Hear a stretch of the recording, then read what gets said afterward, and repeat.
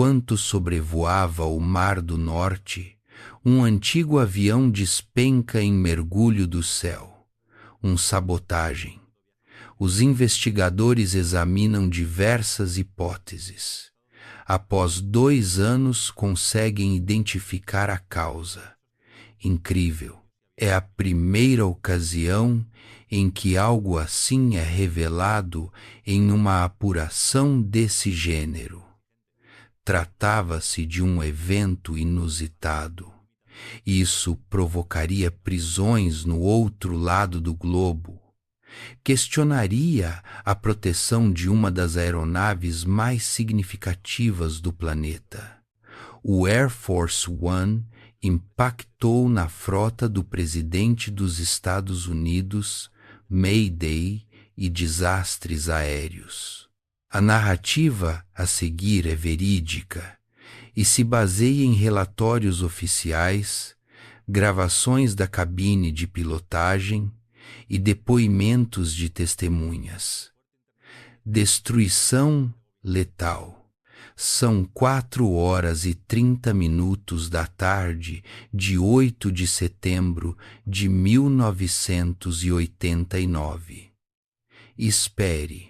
Os pilotos com Fatih Finn Peterberg executam um voo fretado que parte de Oslo, na Noruega, rumo a Hamburgo, na Alemanha. Fim do serviço de radar.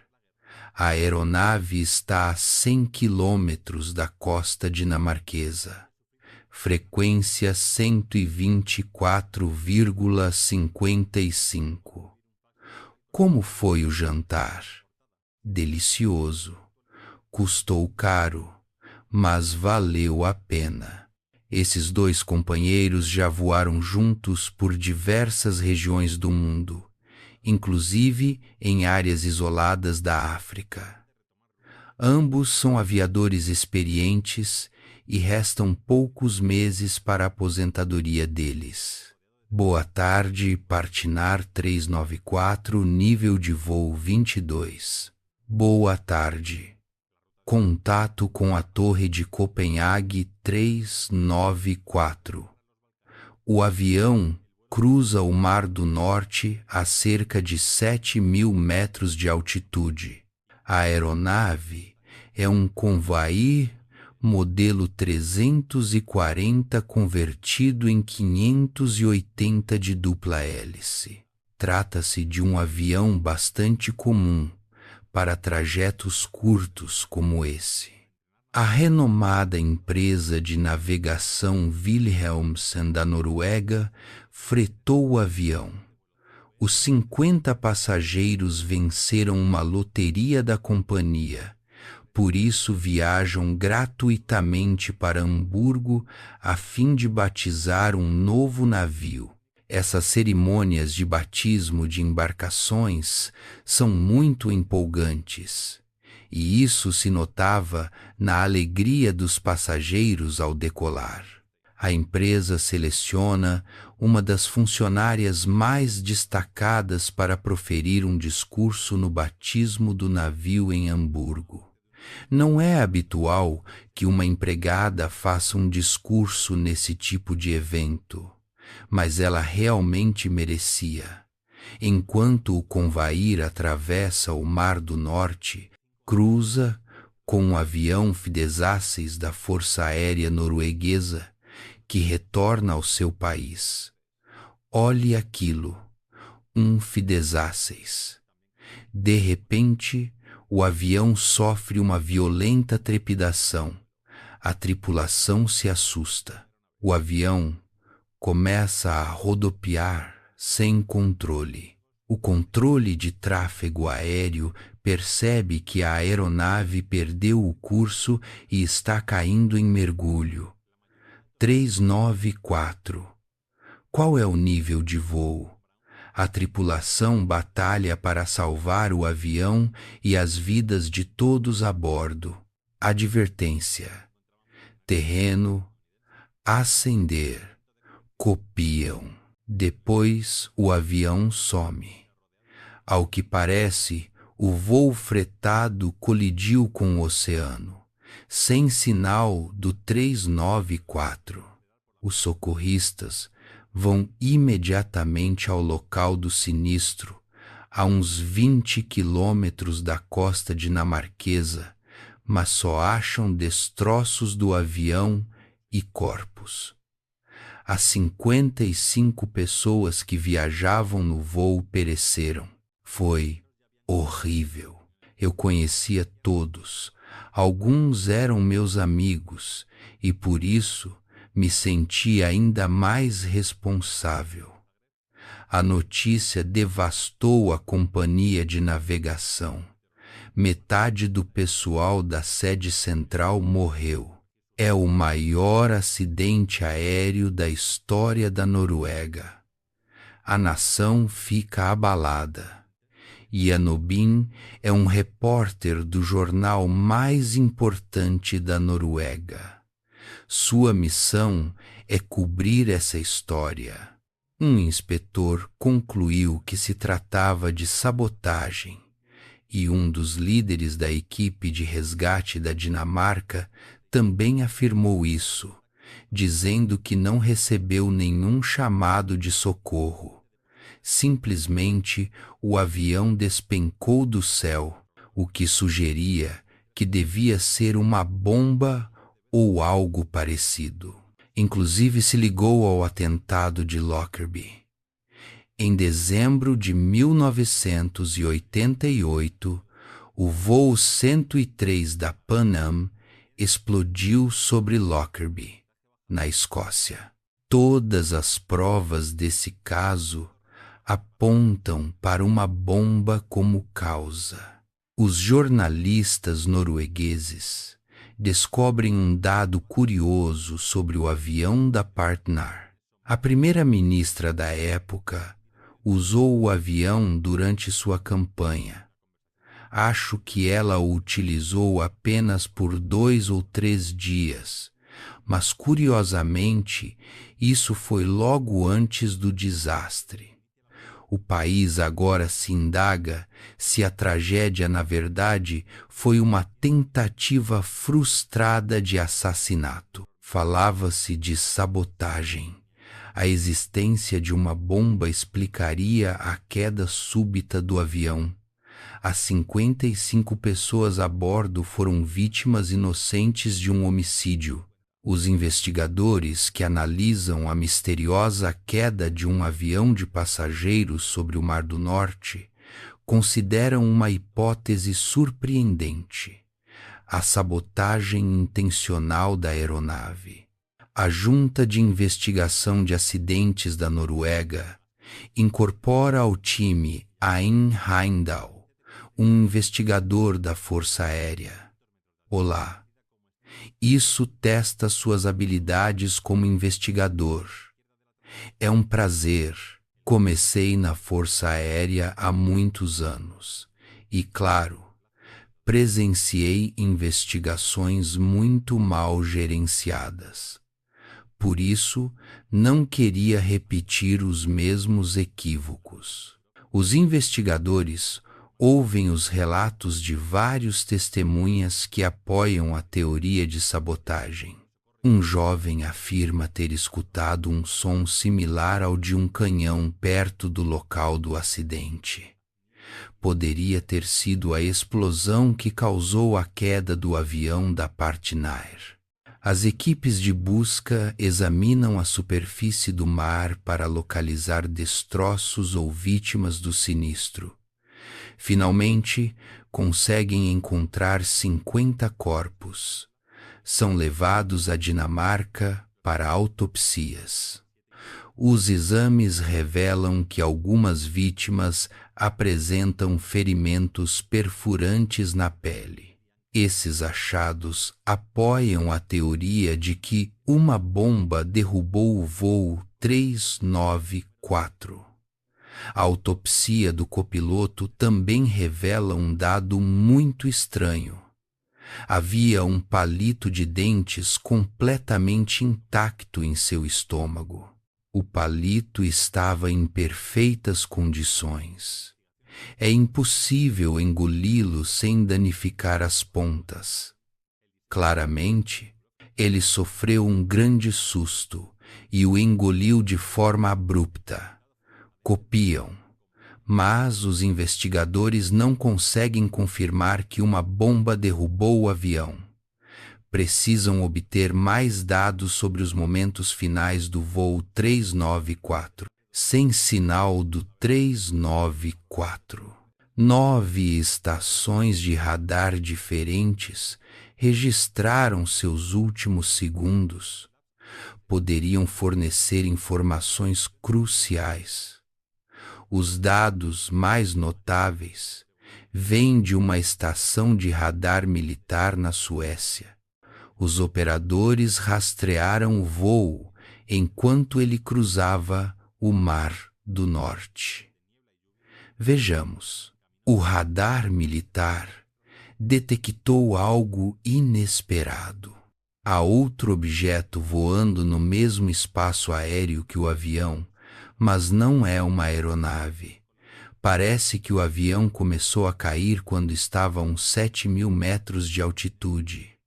O que era algo esquisito. A verdade é que não sabíamos o que era esse objeto. Fizemos uma análise e nos perguntávamos: que objeto é tão leve para cair devagar e tão grande para enviar esses sinais ao radar? Independentemente de sua identidade, esse objeto agora jaz nas profundezas do mar. Um mês após o acidente, os investigadores tentam recuperar os destroços afundados.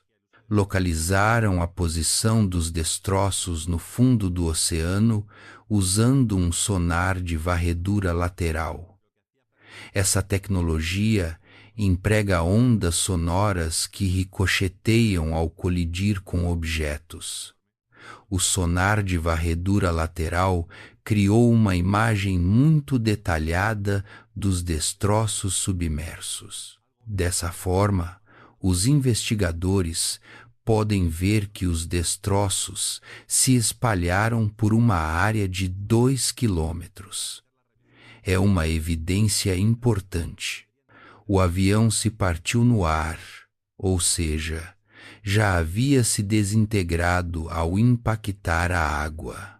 A desintegração em pleno voo sugere que uma bomba derrubou o avião, mas serão necessárias semanas para prová-lo.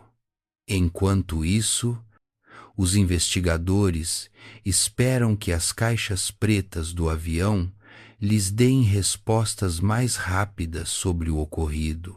A gravadora de vozes e a gravadora de dados de voo do avião são extraídas do fundo do mar e enviadas ao laboratório para análise. Ambas as caixas foram danificadas no acidente. Os investigadores torcem para que os danos nas caixas não tenham afetado os dados. Vejamos. É possível que a gravadora de vozes tenha captado uma conversa entre os pilotos que possa revelar a verdade. Pronto. Ligado. Piloto automático. Pronto. A gravadora geralmente registra os últimos minutos de um voo, mas essa fez o oposto. Luzes apagadas. Tudo pronto. Gravou o início do voo, mas por uma razão estranha parou de gravar logo antes da decolagem. A gravadora em terra funcionou corretamente, mas quando o avião decolou, ela cessou. Foi uma verdadeira decepção. Mas a gravadora de vozes da cabine registrou uma troca interessante entre os dois pilotos. O tempo está bom. Ótimo.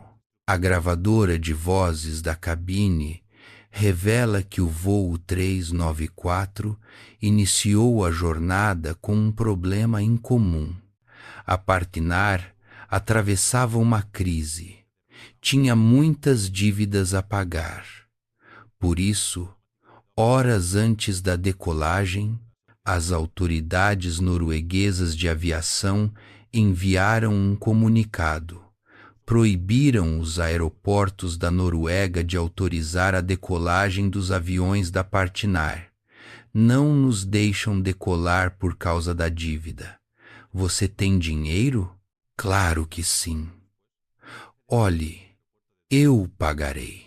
O copiloto teve que pagar o dinheiro devido aos fornecedores do serviço de catering. Os investigadores revisam os dados de manutenção da gravadora para saber por que ela só gravou a conversa da tripulação em terra. Descobriram que a gravadora de vozes da cabine havia sido modificada mais de 10 anos antes. Modificaram-na. Luzes, a gravadora foi alterada para mudar de fonte de energia ao atingir as rotações de destino. Tudo pronto, ou seja, desconectava-se automaticamente das baterias do avião e conectava-se ao gerador. A modificação não funcionava.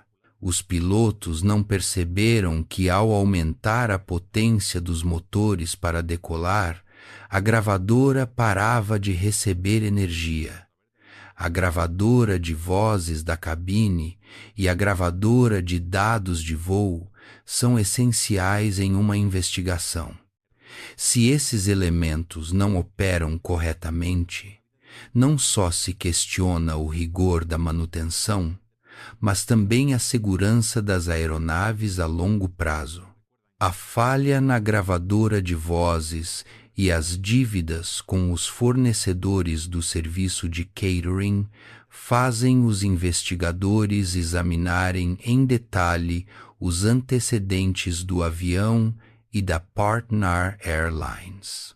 A Partnair tinha uma frota composta principalmente por aviões antigos que voavam para destinos no norte da Europa. A companhia aérea incorporara recentemente o Convair, que se acidentou no Mar do Norte. No entanto, o avião tinha 36 anos. Ao longo de sua história, teve vários proprietários e sofreu diversas alterações. A maior mudança ocorreu nos motores do avião. Substituíram os motores por motores de turbina. A hélice nos aviões propelidos move o ar para trás, impulsionando o avião para a frente. Antes, esses aviões usavam motores de pistão para girar a hélice.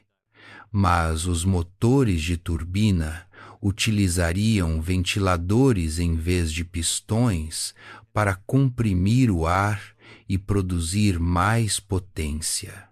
Heindel descobre que em 1960 se removeram os motores de pistão originais do avião e se instalaram turbohélices potentes nas asas. É uma alteração que fornece mais potência, mas poderia representar um risco. Minha maior preocupação era o efeito de tanta potência na estrutura do avião.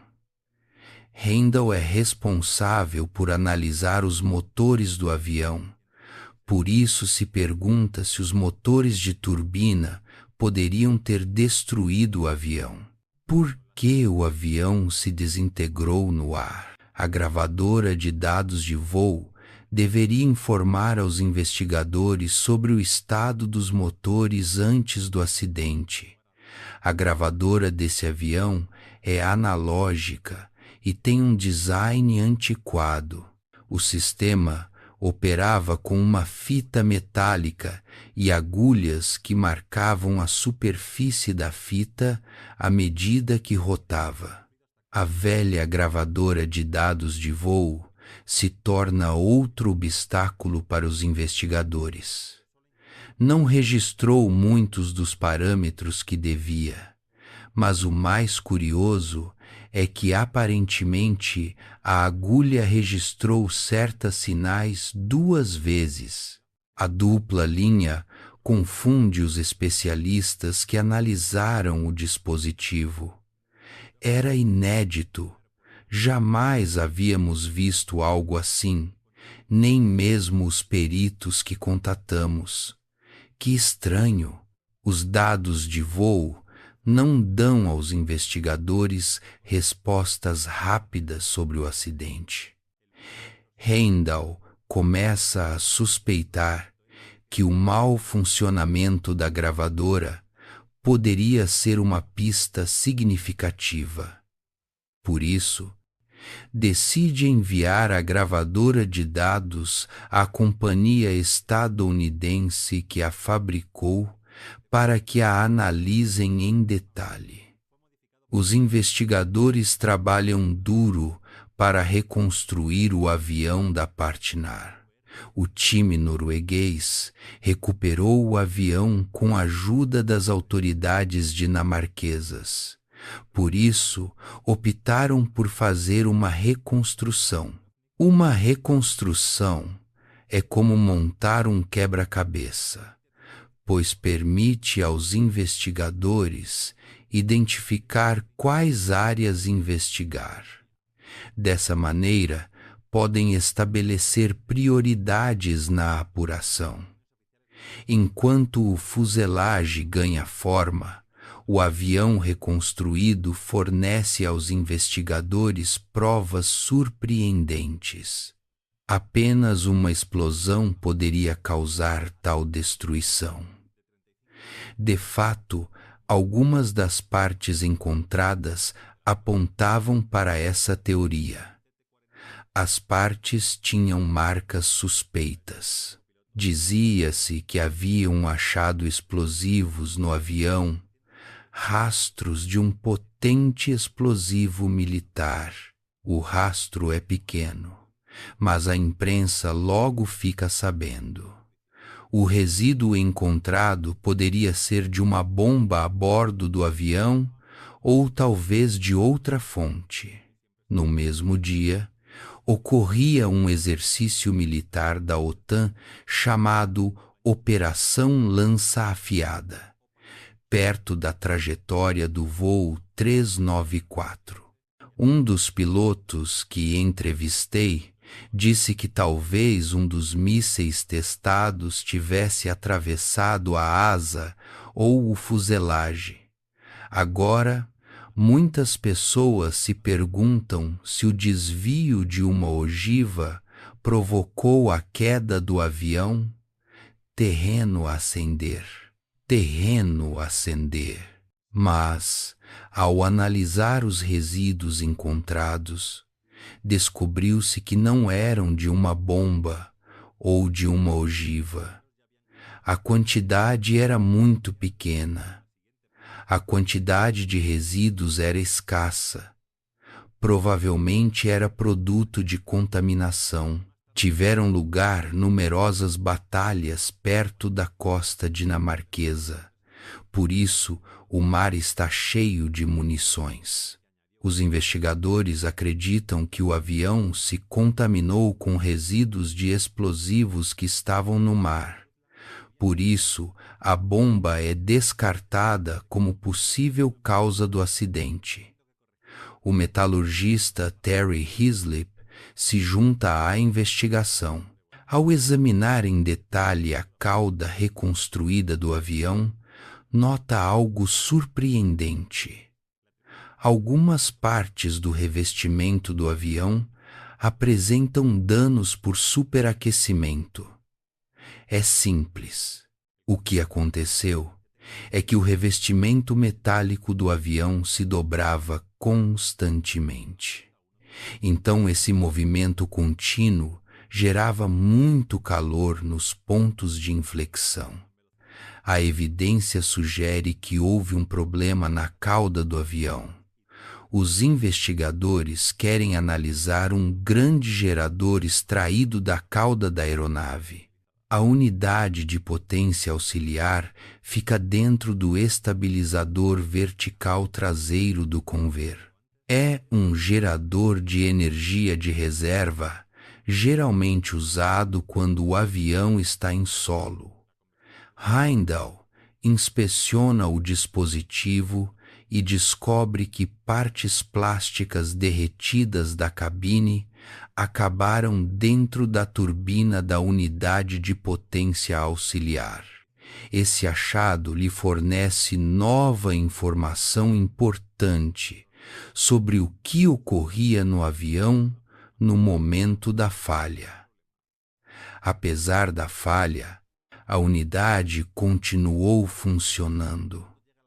A unidade de potência auxiliar não deveria estar operando durante o voo. Esse funcionamento imprevisto sugere que a unidade poderia ser a causa do acidente. Os investigadores tentam descobrir o que aconteceu no dia do acidente. Por isso, entrevistam o mecânico que inspecionou o avião naquela manhã. Ele lhes diz que um dos 2 geradores principais do avião não funcionava e que não houve jeito de consertá-lo. As regulamentações exigem que o avião tenha 2 fontes de energia para permitir a decolagem. O copiloto propõe uma solução que permitirá que o avião decole. Informa a companhia aérea que usará o gerador da unidade de potência auxiliar durante todo o voo, em substituição ao gerador principal defeituoso.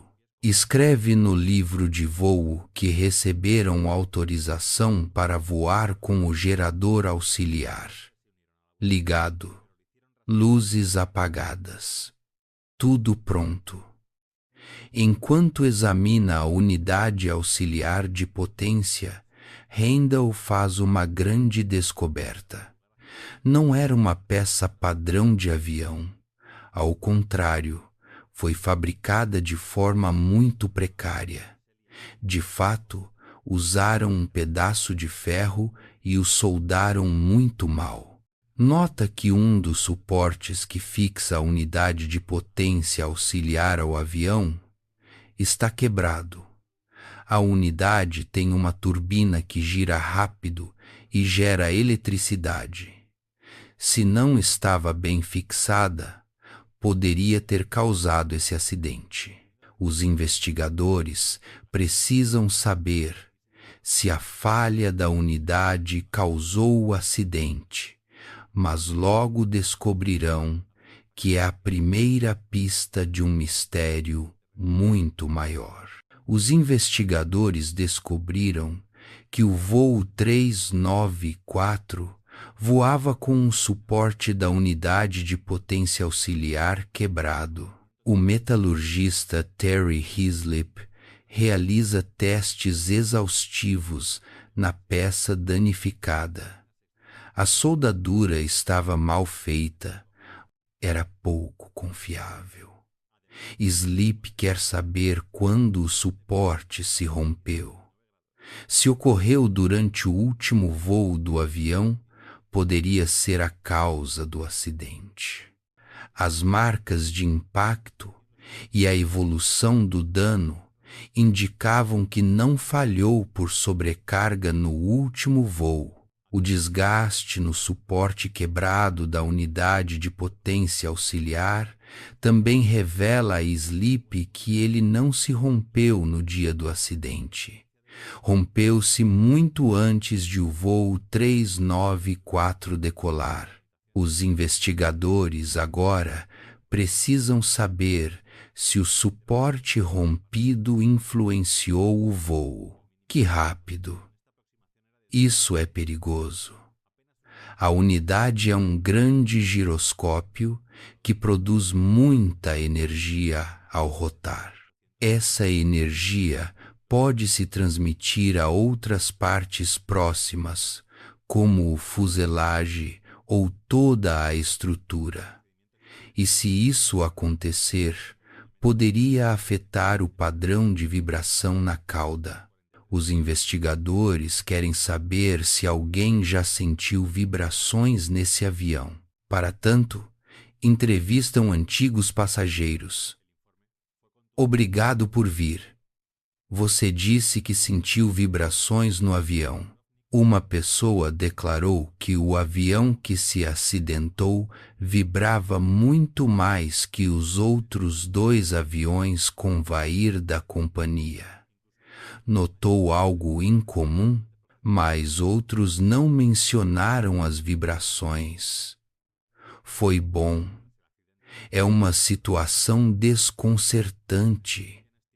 Os investigadores sabem que o suporte da unidade se rompera antes do voo, mas ainda não tem claro se isso contribuiu para o acidente ou se teve algum efeito na cauda do avião.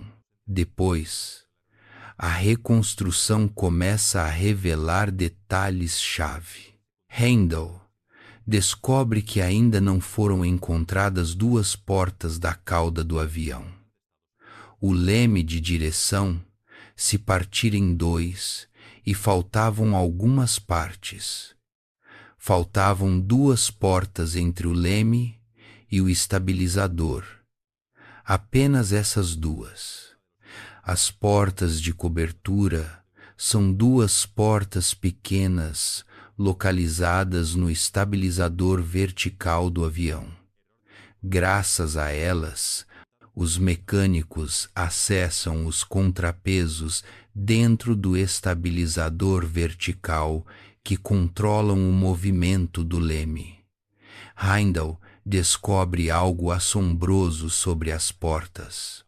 Foram construídas com painéis de favo de mel de alumínio. Handel aprendeu na Força Aérea que esses painéis têm uma propriedade única. São muito leves, compostos por lâminas finas de alumínio e têm propriedades refletoras para o radar. Por isso, o exército os usa para alterar sinais de radar. Os investigadores percebem uma coisa.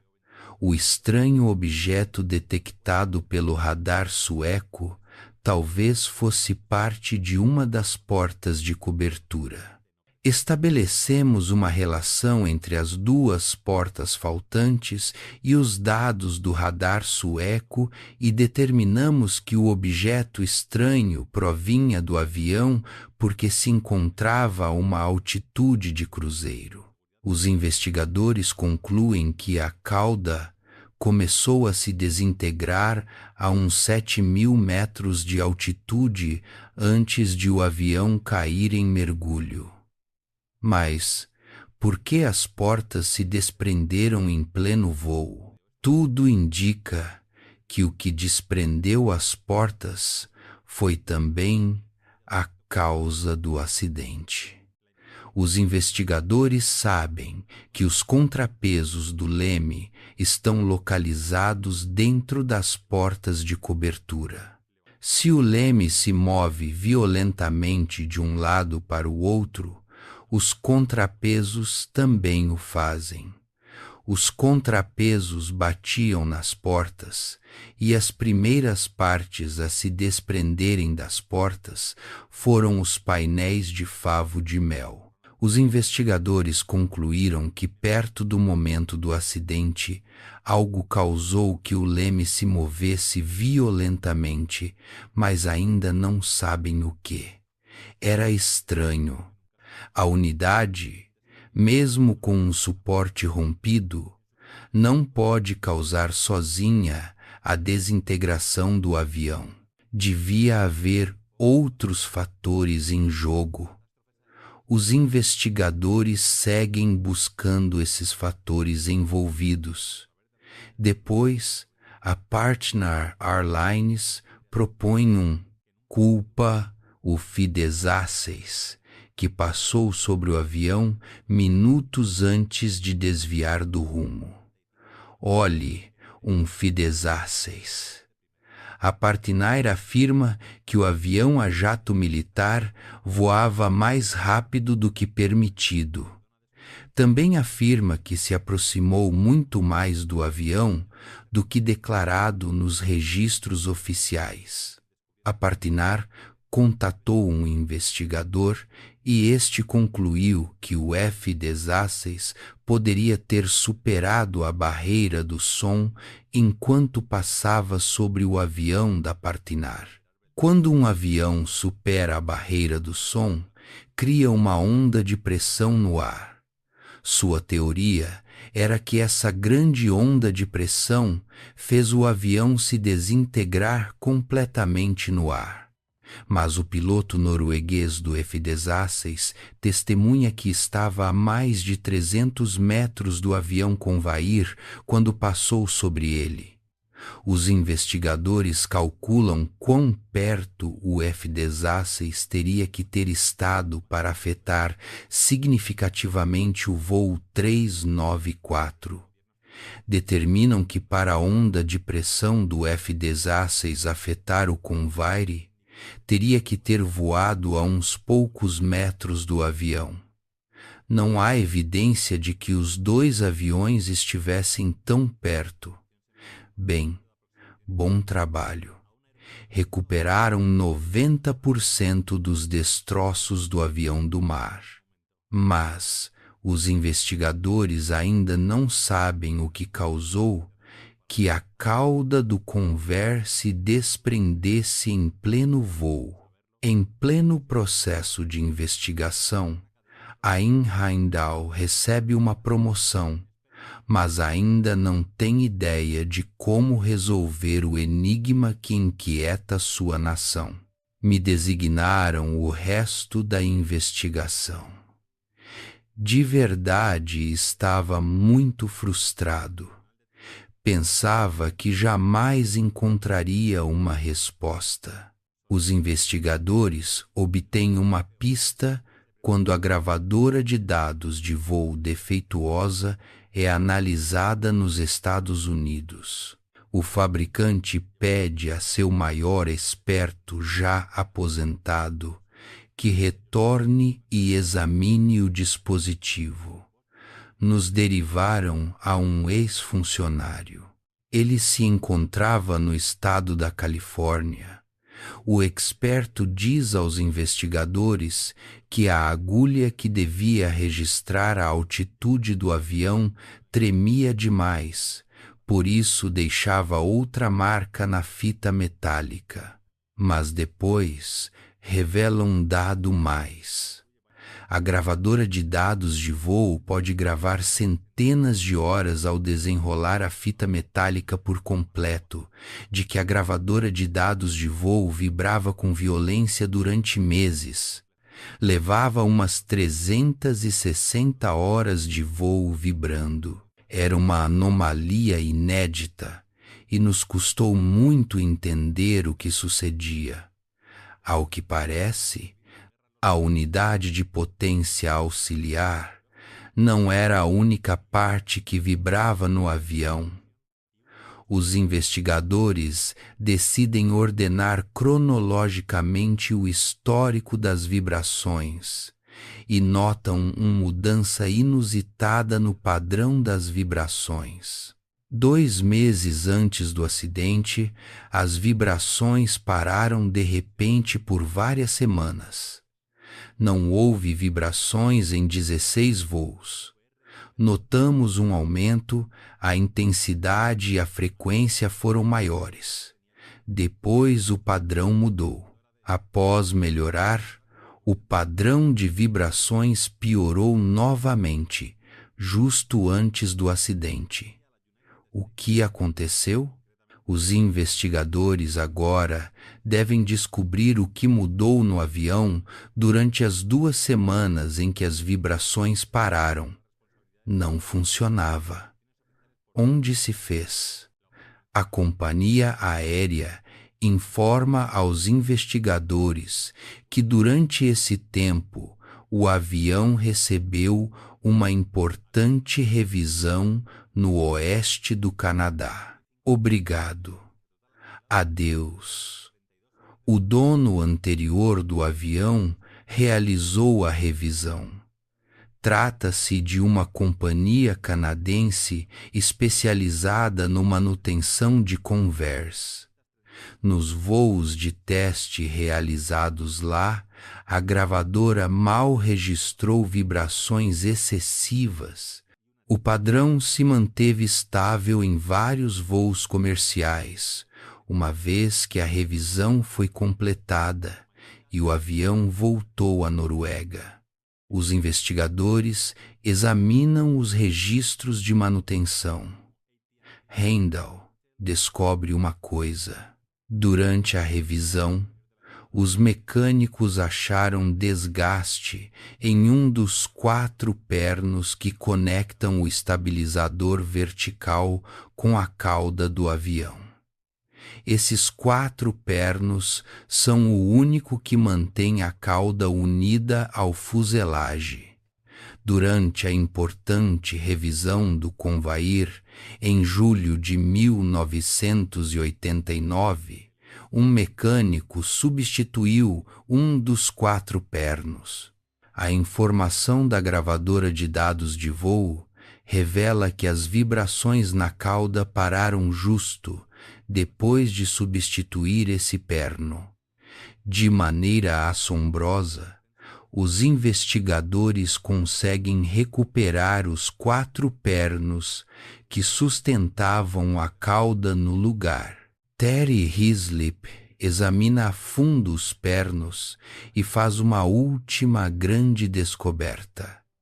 Os 3 pernos que não foram substituídos não contavam com a aprovação necessária. Fizemos testes metalúrgicos e testes mecânicos, e ao realizar todas essas provas, determinamos que 3 dos pernos não cumpriam com as normativas estabelecidas.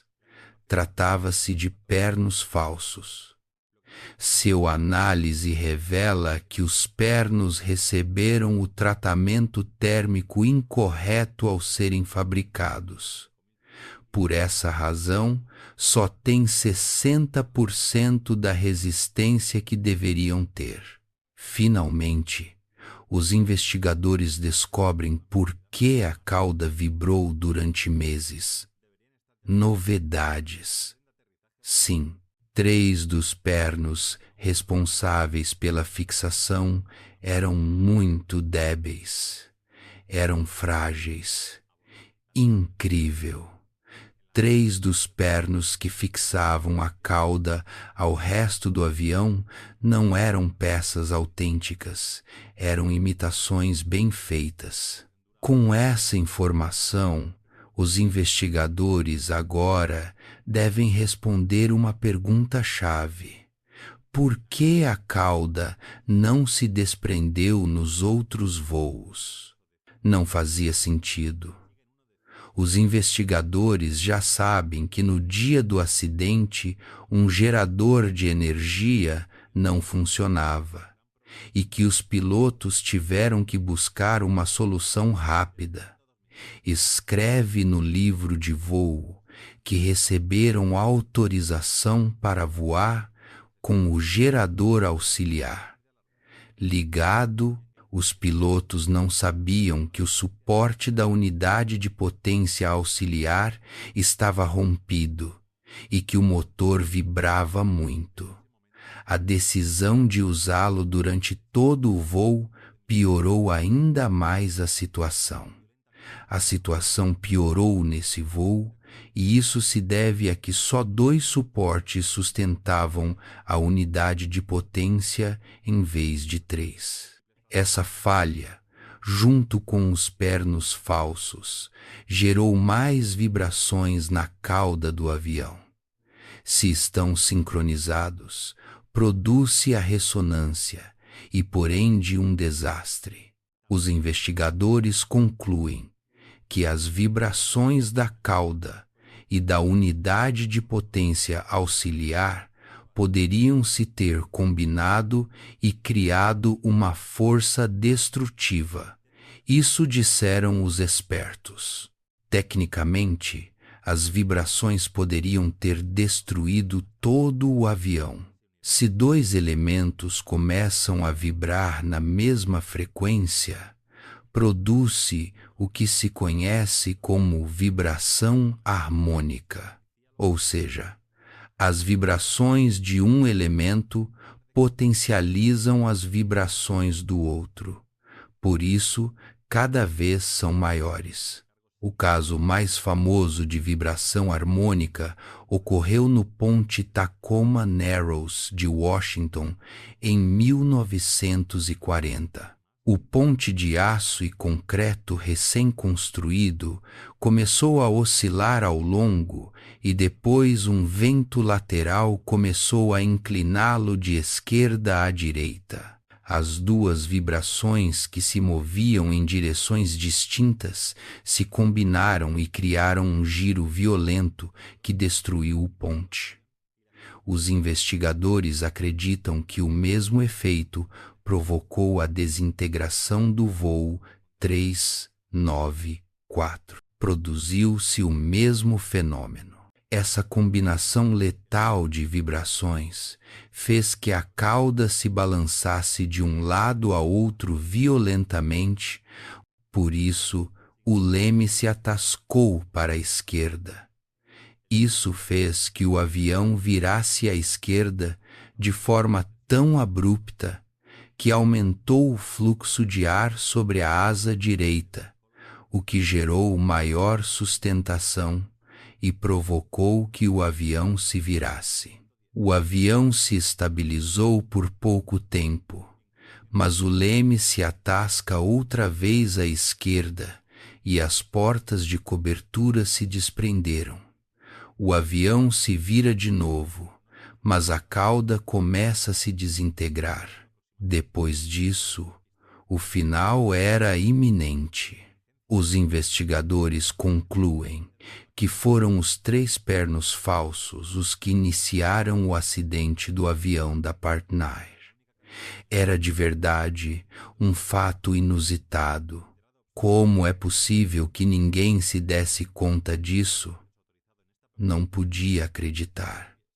O informe que se realiza sobre o voo 394 da Partnair acode à indústria de aviação. É a primeira vez que um acidente aéreo letal se vincula a peças de reposto não autorizadas. Por isso, planteia uma pergunta alarmante. Quantas das peças que se instalam em aviões de todo o mundo são falsas? Marcou um antes e um depois. A partir do acidente do voo da Partnair, as pessoas tiveram que reconhecer que havia um problema relacionado às partes não autorizadas.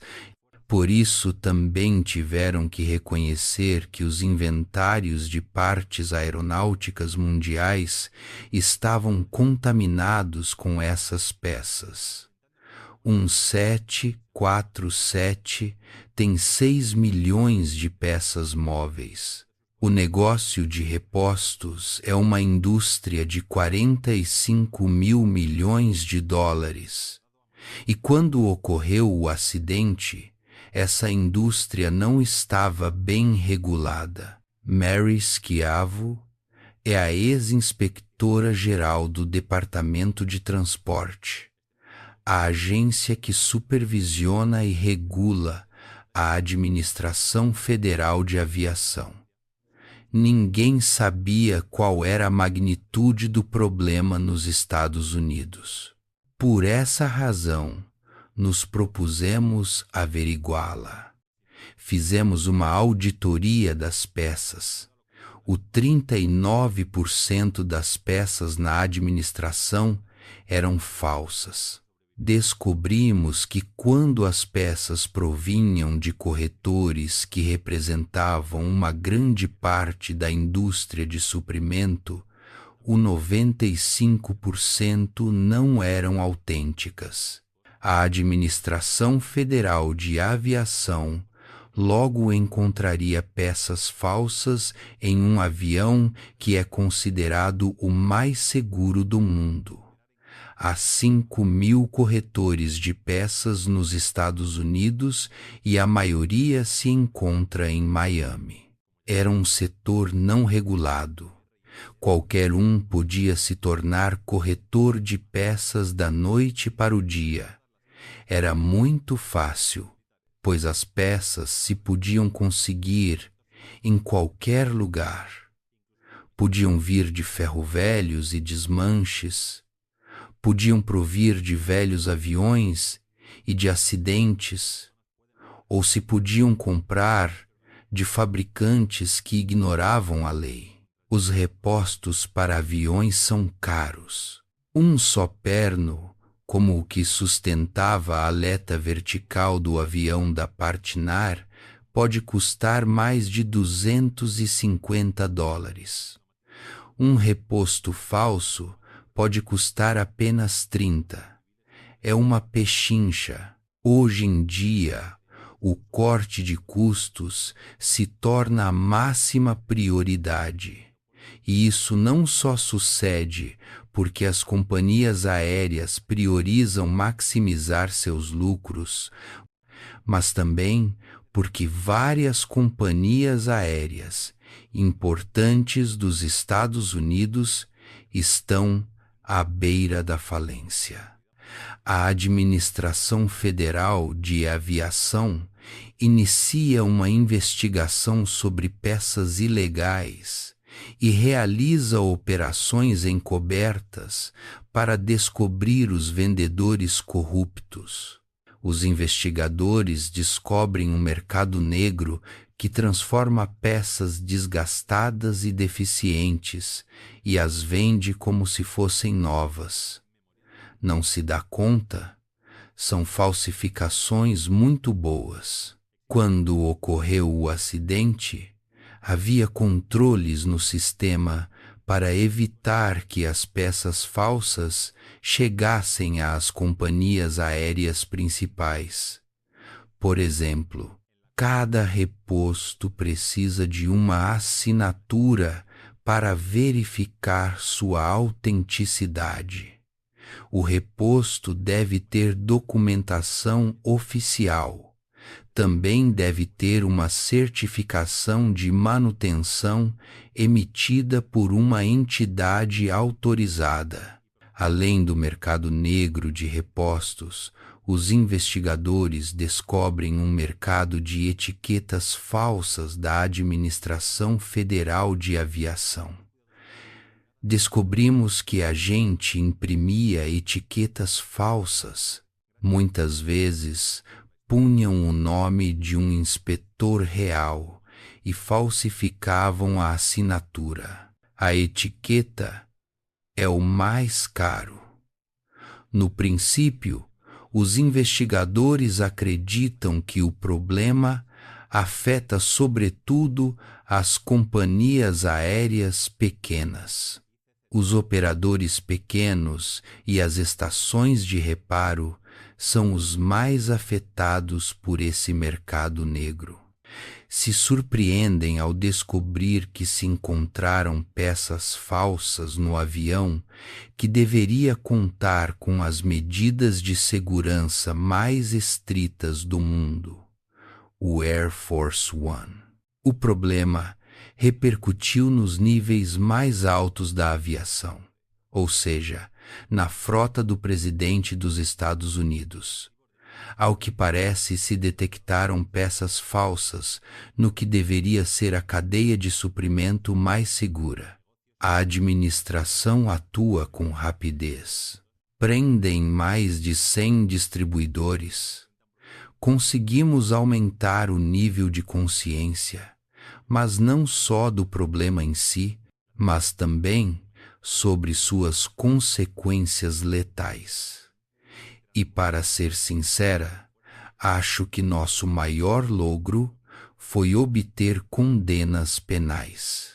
Como resultado da investigação, a Administração Federal de Aviação implementa um sistema de documentação de peças mais rigoroso.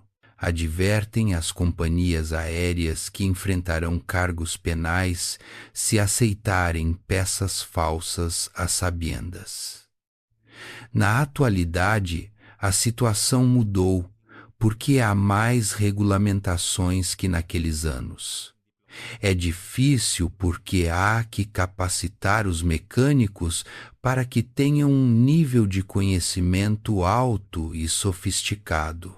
Assim, poderão identificar peças falsas e também detectar documentos falsos. É um trabalho árduo, mas é possível lográ-lo. As novas regulamentações lograram seu objetivo. Nas 2 décadas posteriores ao acidente do voo 394, não se registrou nenhum acidente fatal relacionado com peças falsas. Anos depois do acidente, Heindel se converteu no diretor da Junta de Investigação de Acidentes da Noruega. Era um grande enigma que um avião se desintegrasse no ar sem razão alguma. O informe que elaborou sobre o acidente provocou mudanças importantes que provavelmente salvaram vidas. Apesar das mudanças positivas, não deixa de ser uma tragédia para muitos. Uma das partes mais pequenas de um avião norueguês falhou em 1989. Graças a que os investigadores encontraram a causa do acidente, os passageiros de todo o mundo estão mais seguros e agora têm menos probabilidades de subir em um avião com peças falsas. Está atardecendo fora de um dos aeroportos mais movimentados da Índia, quando uma explosão ilumina o céu. Era uma nuvem de fogo. Acreditei que sentiria o calor. Os restos em chamas caem do céu. Trata-se de um terrível acidente. Me dei conta de que o resto eram partes do avião ou cadáveres. Quando os investigadores chegam, encontram os restos deformados de 2 aviões de passageiros. 349 pessoas morreram. As pistas essenciais estão enterradas a grande profundidade.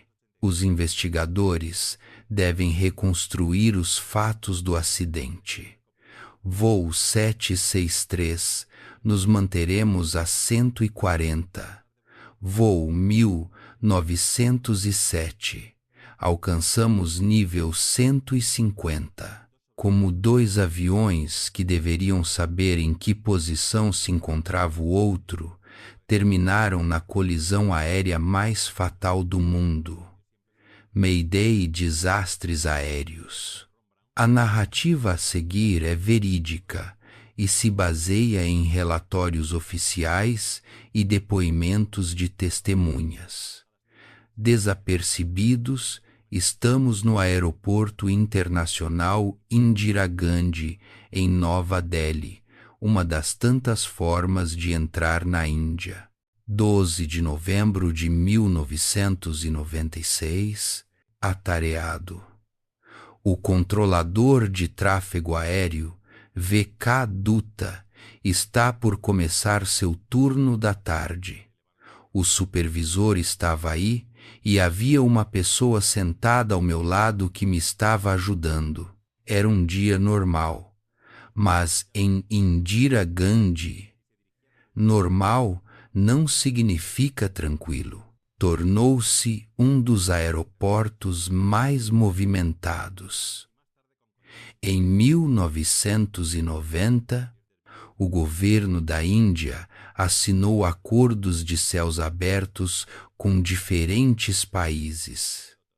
Por isso, agora, as companhias aéreas estrangeiras podem aterrar em aeroportos índios.